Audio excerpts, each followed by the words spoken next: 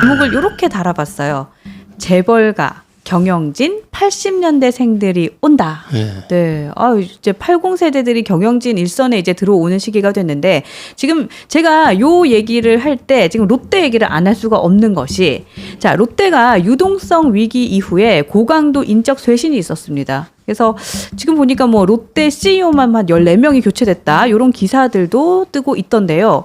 이게 역대 최대의 쇄신 인사다라고는 했어요. 그런데 여기서 가장 중요한 거, 저희 지지난주 11월 28일 목요일 방송에 우리 박사님께서 이 뉴스엔진 나오셔서 그때 이런 얘기를 하셨어요. 롯데 이사회 진행되고 나면 아마도 3세 경영인 신유열 당시 전무가 아마 경영 일선에 나올 거다 예측을 하셨는데, 그 방송 끝나고 바로 속보로 신유열 전무 경영 일선에 투입. 와, 이거 보면서 야, 우리 박사님이 이제 드디어 작두를 타시기 시작했구나. 예전에도 작두를 타셨겠지만 요즘 좀 다 날아다니신다, 이런 생각이 났어요. 아유, 감사해요. 아니, 우리 방송 보고 네. 신동빈 회장이 결심을 굳혔다, 이렇게 봅니다. 네. 할까 말까. 내 생각이 맞구나. 김 박사도 그렇게 생각하는구나. 예. 네. 그래서 좋습니다. 제가 우리 비판적으로는 얘기하지 않았지 않습니까? 그렇죠. 예, 그래서 이거 한국 사회에서도 자기 아들이 이제 올 때가 됐다라고 생각하는구나. 뉴스엔진의 격을 계속해서 높여주고 계세요. 박사님 감사합니다. 그래서 어쨌든 이제 신유열 씨까지 왔다. 네. 이러면 이제는 3세 시대가 됐고 네. 80년대생이에요.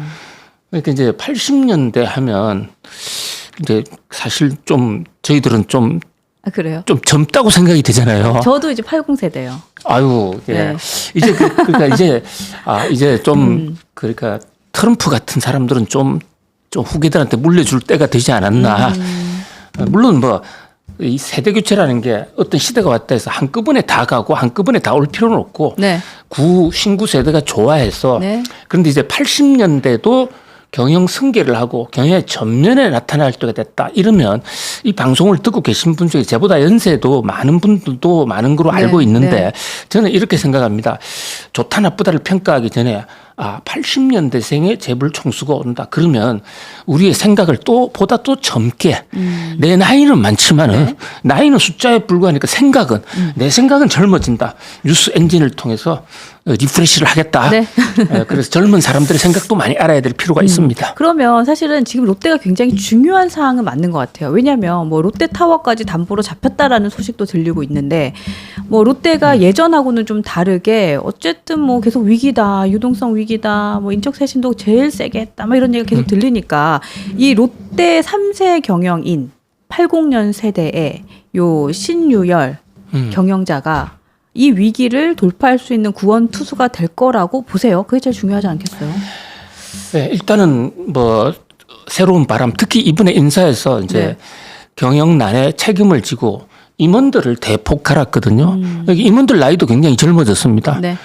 그런 각도에서 이제 80년대생인 신유열 씨하고 호흡을 맞춰야 되는데, 사실 신동빈 회장, 신유열 씨 아버지 신동빈 회장이 한국의 공식적으로 사장, 부사장 등의 첫 보직을 가졌던 해보다도 신유열 이 부사장이 1년이 더 늦어요. 그러니까 아버지보다도 먼저 나온 셈이네요. 아버지보다 1년이 늦다고요. 1년이 늦게 나온 겁니다. 네네. 그러니까 이제 나올 때가 된 거예요. 꼭 이번 상황이 어떤 롯데가 위기였기 때문에 아들이 나왔다는 그런 측면도 있겠지만, 롯데의 가문의 이 가업 승계하는 그런 나이로 봤을 때는 이제 올 때가 됐고, 신유열 씨가 올해 38살이에요. 네네. 그런데 지난번 우리 롯데 방송에도 말씀 올렸지만은 우리나라 병역법에 38세가 만 38세가 되면 38세가 되면 병역을 이제 국적을 바꿨을 때 병역을 추가해야 될 의무가 없습니다.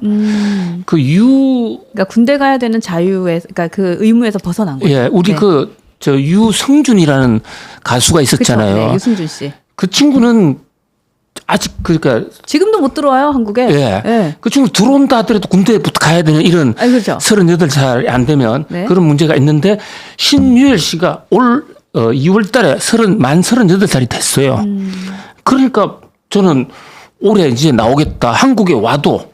그리고 한국 롯데를 경영하려면 일본 국적을 포기할 겁니다. 자기 아버지가 그랬거든요.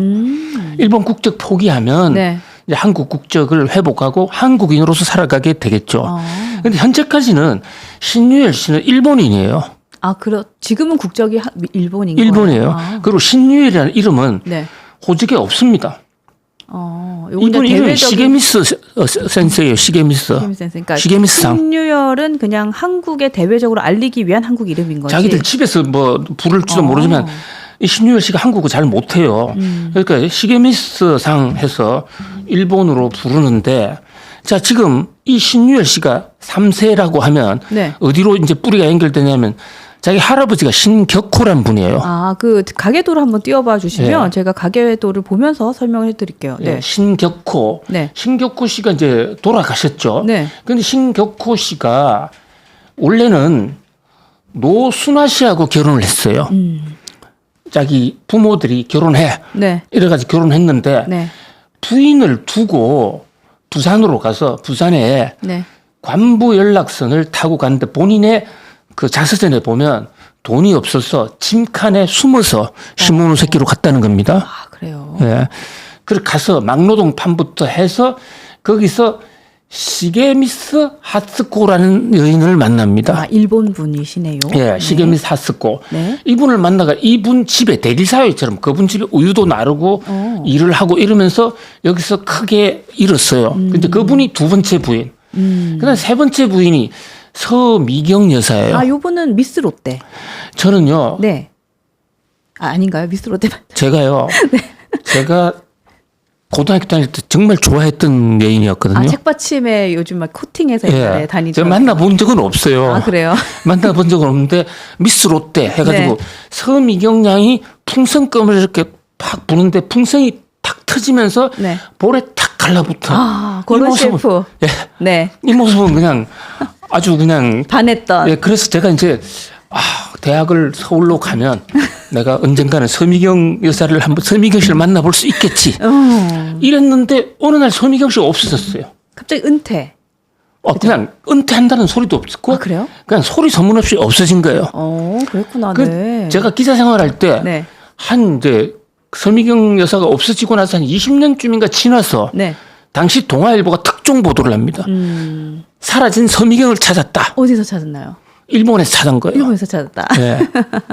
근데 이제 그게 신격호 전 회장이 이제 세 번째 부인이 된 거죠. 거군요. 네. 그래서 이제 롯데가 네. 롯데라는 이름이 어디서 왔냐면요. 젊은 베르테르의 슬픔이라는 저 소설이 있어요. 네. 그 유명한 소설이잖아요. 네, 유명한 소설요. 네. 거기 보면 그 베르테르라는 친구가 결혼하기로 약속된 여인을 네. 사랑하다가 못해서 병이 나서 막 그 전전반쳐가는 그 스토리. 그러다 나중에 죽어요. 네. 베르테르는 이렇게 갑니다. 네, 가요. 근데 베르테리가 그리던 그 여성의 이름이 샤롯 롯데거든요. 아, 그랬구나. 거기서 온 거였어요. 예. 그래서 이제 신격구 선생은 네. 자기가 일본에 갔는데 네.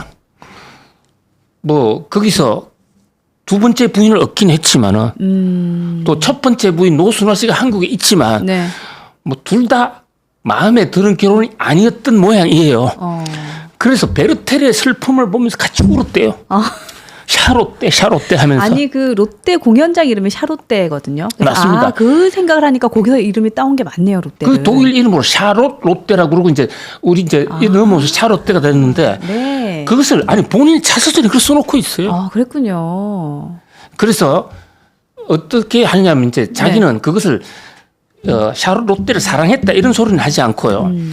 베르테르가 사랑하는 샤롯 롯데에게 주고 싶은 마음 그것이 롯데 제과가 주고 싶은 과자에 담은 우리의 정성이다. 이야.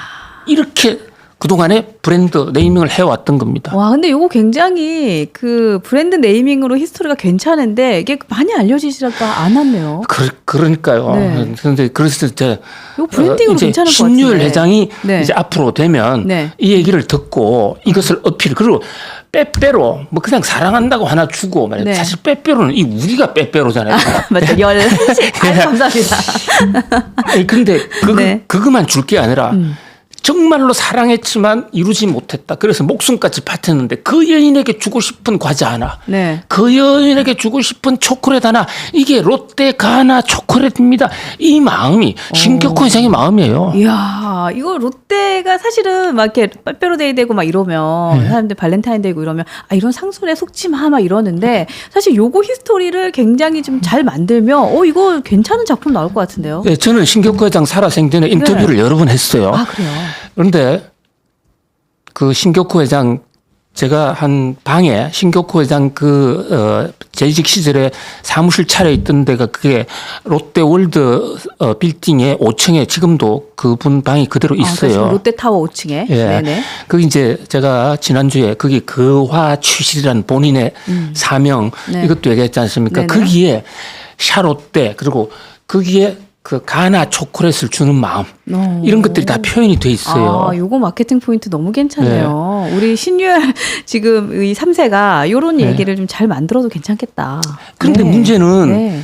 한국말을 잘 모른단 말입니다. 그래서 그러니까요. 빨리 좀 배워야 돼. 뭐 일본말 잘한다는 건 장점일 수가 있는데 네. 일본말, 한국말을 좀 두루두루 해서 아버지 신동빈 회장은 못하지만 한국말 열심히 했어요. 네, 그렇죠. 언어를 하지만 한국말을 다 그래도 의사소통은 됐잖아요. 그죠? 예, 신동주 회장이라고 있는데요. 신동빈 회장이 둘째거든요. 네. 시계미스 여사와 신격호 회장의 둘째인데 첫째가 신동주입니다. 네. 근데 지금 신동주 회장이 일본의 모 회사, 광윤사라는 회사의 지분을 더 많이 갖고 있다고 제가 말씀 올렸잖아요. 네네. 그럼에도 불구하고 한국에서도 신동빈 회장이 사랑받고 또 주주들에게 신동빈 회장이 사랑받는 것이 저는 몇 가지 요인이 있다고 생각하는데 우선요. 네. 신동빈 회장은 한국말을 알아듣습니다. 근데 신동주 회장은 한국말 못해요. 아예. 그러니까 네. 형은 한국말을 못하니까 우리나라 사람들 입장에서는 롯데의 시장이 90%가 한국인데 네. 이런 문제가 있고 그다음에 또 신동빈 회장 그 부인이 모리나가 제과라고 일본에서 굉장히 큰 제과 회사의 재벌 총수 딸이에요. 네. 근데 이분 그때 결혼식 할 때 네. 주례를 누가 했냐면 일본 나카소네 수상이 했어요. 아. 원래 일본 왕실에 혼사로 혼담이 있던 여인이었어요. 아, 그래요. 그러니까 지금 그 롯데홀딩스라는 일본에 있는 그 회사에 네. 그 우리 사주 회사라든지 네. 또는 우리 임원회에서 주식을 많이 갖고 있는데 그쪽에서는 부인을 보고 신동빈 회장이 정통파라고 생각하는 거예요. 아, 네. 그런 히스토리가 또 있고. 그리고 한국에 와서는 신동빈 회장이 국회 청문회에 와서도 어쨌든 한국말로 얘기하려고 했지 않습니까? 네, 네. 그러다 보면 그런 것들이 좀 어필이 됐다. 그러니까 신유열 회장도 네. 뭐 굉장히 훌륭한 생각을 갖고 있으리라고 생각이 되는데 네.